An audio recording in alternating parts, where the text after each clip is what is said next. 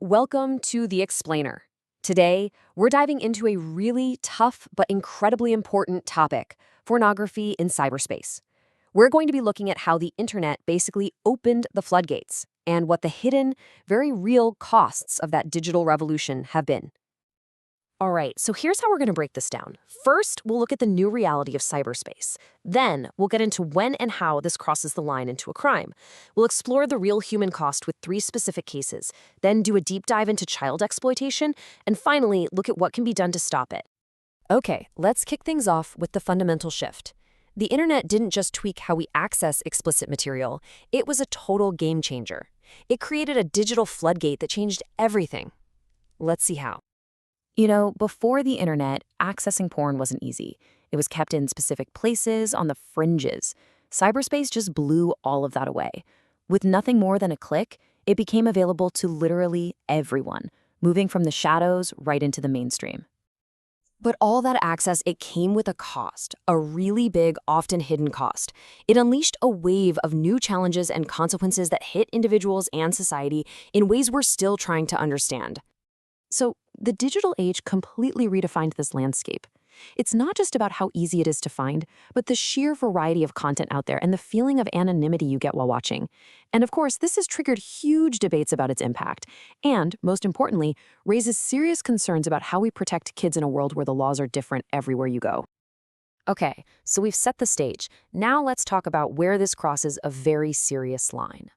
This is the point where it stops being just a societal issue and becomes a flat-out crime, a crime with real victims and absolutely devastating consequences. And a perfect, heartbreaking example of this is revenge porn. The numbers are just awful. Think about it. About 1 in 8 ex-partners admit to doing this. And for the victims, the impact is brutal. Nearly a quarter of women say they've experienced this, and it can lead to losing your job on top of severe mental health crises. And if you think this is just about individual acts of malice, think again. These acts are part of a much, much darker global economy.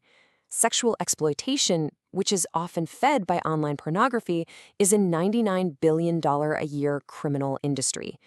The internet isn't just a platform, it's become the marketplace.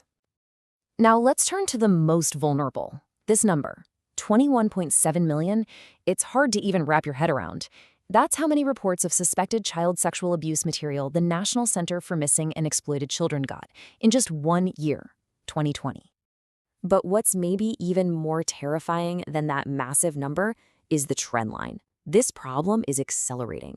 Between 2019 and 2020, there was a staggering 50% jump in reports. This isn't a static problem. It's getting worse, and it's getting worse fast. You hear numbers like that, and they can start to feel, well, just like numbers. So to really understand the human cost, we have to look at the stories behind the statistics. We're going to look at 3 cases from the Philippines that put a human face on these issues. So our first story takes us back to 2009. It involves a famous actress who was given the name Ruby to protect her identity. Private, intimate videos of her and her partner were leaked and spread like wildfire online, creating a huge scandal. But this was so much more than a personal tragedy. It became a national flashpoint. It was called a converging point for many powder keg social issues. It really forced a public conversation that led directly to new laws being passed to fight this kind of cybercrime. Our second case is the tragic killing of Jennifer Loud, a transgender woman, in 2014. Her death itself was a horrific act of violence, but the reaction online showed just how deep the hatred can run. Yeah, instead of sympathy, the online world unleashed a torrent of hate.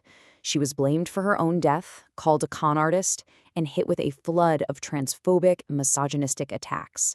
It was a brutal reminder of how prejudice can explode with such intensity online. But it's not all darkness. Our third case actually shows how cyberspace can be a powerful tool for justice. In 2015, a group of transgender women were denied entry to a high-end bar because of a discriminatory dress code. The story could have just ended there, but it didn't. It exploded on social media. And this is the flip side of the coin, right? Activists used social media to get the story out, and public support just poured in. The online pressure campaign actually worked, forcing the bar's owners to make a public apology. It's a perfect example of how the internet can be used to expose injustice. So, we've seen these different cases and the wide-ranging impact of online culture. But now, we have to narrow our focus to the most severe and legally clear-cut form of this crime, the exploitation of children. And to really frame this properly, it's kind of helpful to know where the word pornography even comes from. It's from two Greek words that literally mean to write about prostitutes. Over the centuries, its meaning has changed to describe any depiction of sexual behavior that's just meant to cause excitement. But when children are involved, the law gets very, very specific. These 5 acts are what define the crime of child pornography. And notice, it's not just about sharing the material. It's about creating it, downloading it, grooming kids, helping the abuse happen, and recording it. Every single one of those steps is a serious crime. In this image, this just grounds all that legal text in a stark reality. This isn't a theoretical problem. This is what it looks like on the ground. Law enforcement kicking down doors to rescue kids from live exploitation, often in places that look just like a normal home. So, for our final section, we have to ask the big question, why? Why does this horrible crime thrive in certain parts of the world? We're going to look at the root causes and what's being done to fight back. And one of the biggest, most direct answers to that why question is, tragically, poverty. It is a key driving factor.